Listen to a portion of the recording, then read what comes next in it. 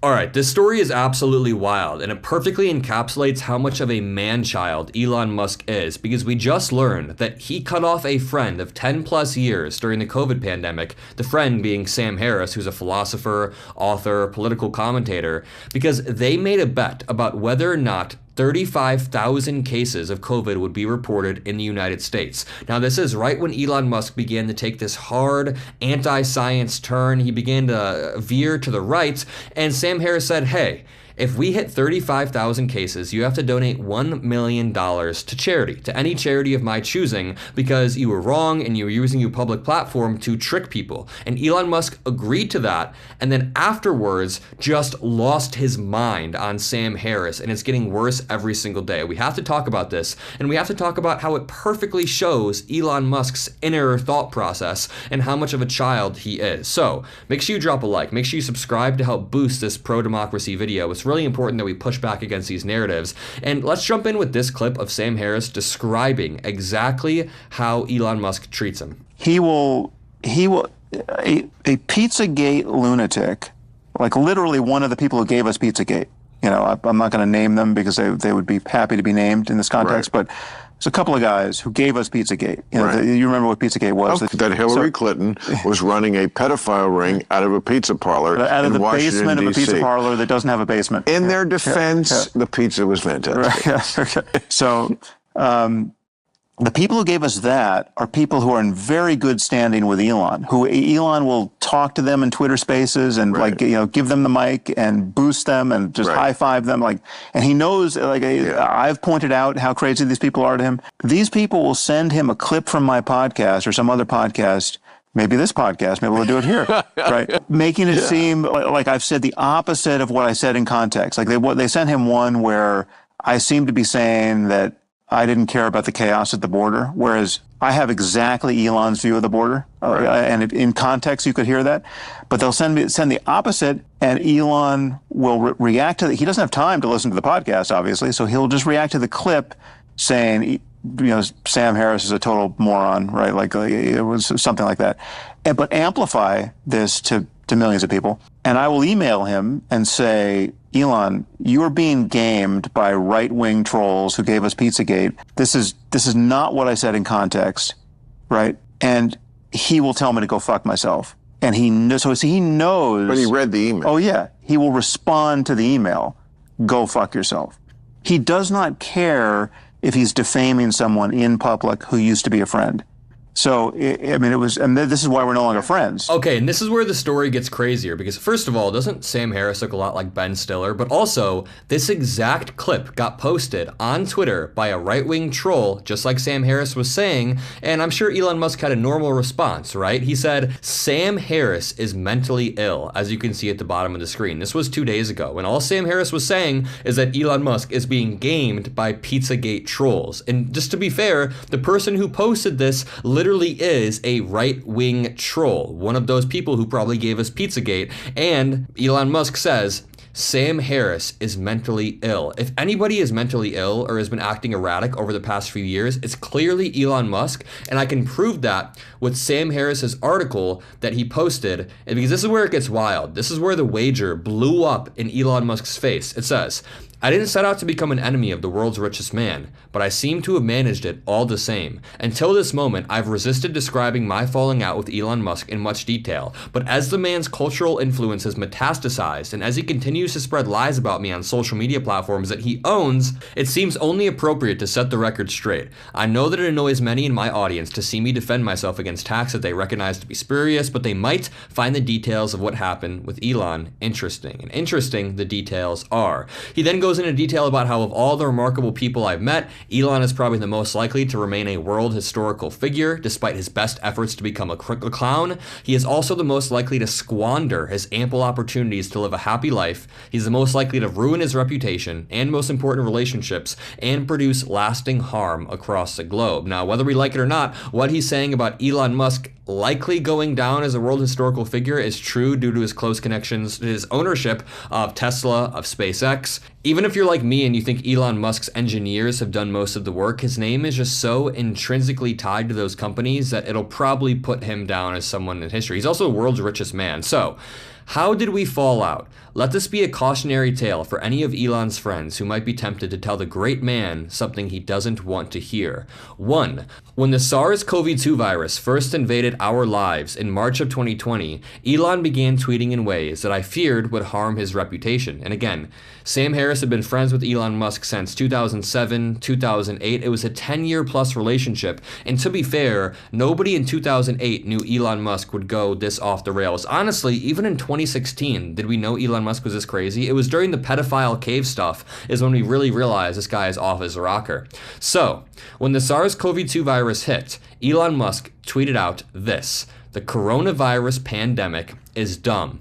That is all he said. Sam Harris then sent him an email saying that his tweets might exacerbate the coming public health emergency. Italy had fallen off a cliff, and this is the exact email he sent.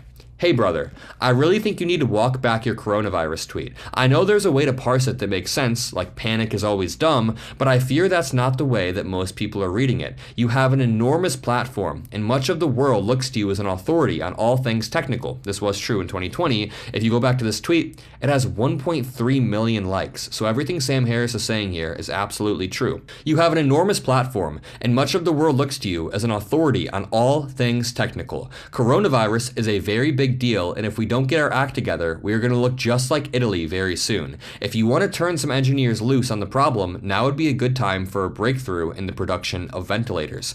Elon's response was, I believe, the first discordant note ever struck in our friendship, says Sam Harris. He said, "Sam, you of all people should not be concerned about this." And here's where it really gets wild. He included a link to a page on the CDC website indicating that COVID was not even among the top 100 causes of death in the US.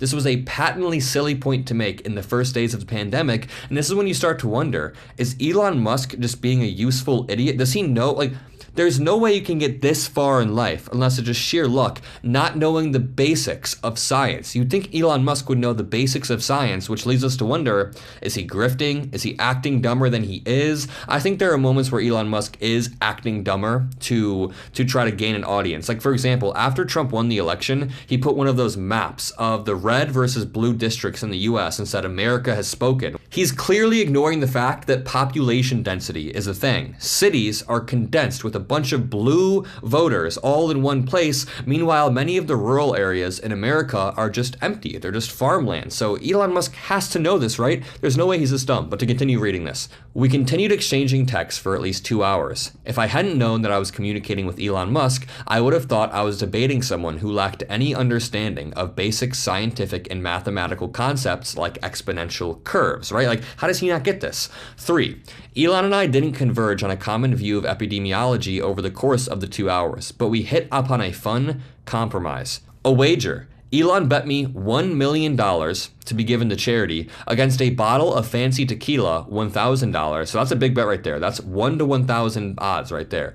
That we wouldn't see as many as 35,000 cases of COVID in the United States. Again, cases, not deaths. He's saying cases, which it was so obvious that was going to happen. The terms of the bet reflected what was, in his estimation, a near certainty, 1,000 to 1 odds. Did I say 1 to 1,000? The same thing. That he was right. Having already heard credible estimates that there could be 1 million deaths from COVID in the US over the next 12 to 18 months, those estimates proved fairly accurate, I thought the terms of the bet ridiculous and quite unfair to Elon. I offered to spot him 2 orders of magnitude. I was confident that we'd soon have 3.5 million cases of COVID in the US. Elon accused Sam Harris of having lost his mind and insisted that we stick with a ceiling of 35,000 cases. It's so obvious that was going to happen. 4, we communicated sporadically by text over the next couple of weeks while the number of reported cases grew. Ominously, Elon dismissed the next batch of data reported by the CDC as merely presumptive, while confirmed cases of COVID on his account remained elusive. So this is when he begins to fall into this alternate reality. 5, a few weeks later, when the CDC website finally reported 35,000 deaths from COVID and 600,000 cases, I sent Elon the following text.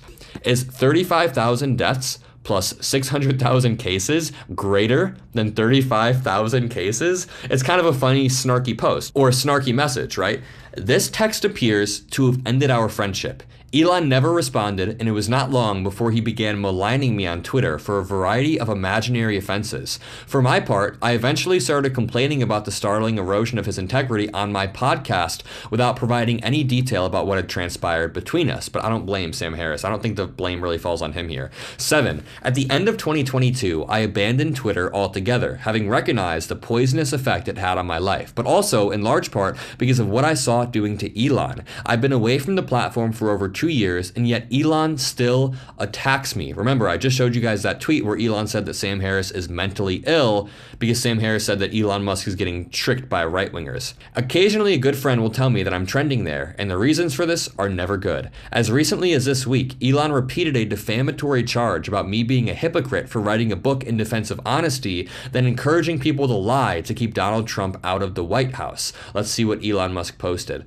He said, the Trump derangement syndrome hypocrite had the nerve to write a book about how lying is evil, and then said that any lie was acceptable to ensure Donald Trump didn't get elected. But of course, this is a 2-minute snippet from a multiple-hour podcast. You can't just clip stuff up like that. But Elon Musk can, and it gets 28 million views, and this is actually hurting Sam Harris's his persona online. It then says, not only have I never advocated lying to defeat Trump, despite what that misleading clip from the Trigonometry podcast might suggest to naive viewers, I've taken great pains to defend Trump from the most damaging lies ever told about him. Again, Sam Harris is not a Trump supporter, but sometimes you have to push back on lies. Elon knows this because we communicated about the offending clip when it first appeared on Twitter. However, he simply does not care that he is defaming a former friend to hundreds of millions of people, many of whom are mentally unstable.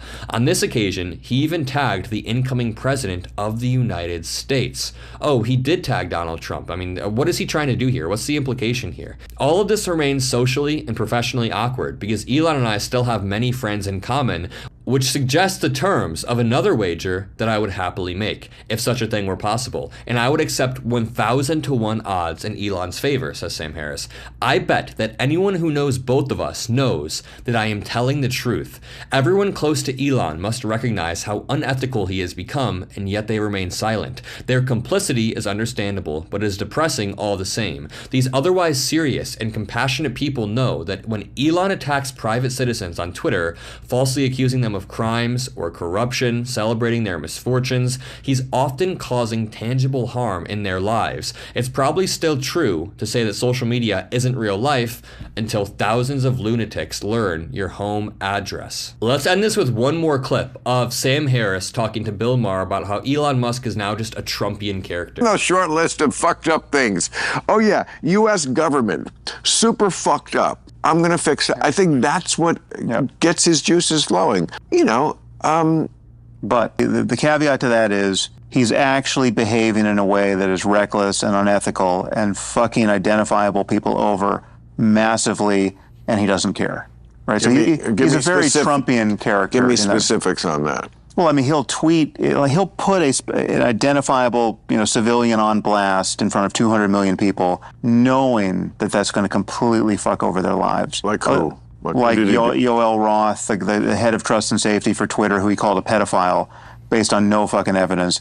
And the guy had to flee his house because he was getting so many death threats and from kids. Yeah. So he'll do that, and he'll do that again and again. And he knows the consequences. He's not dumb. He knows you're talking to 200 million people, 1% of whom are crazy, right?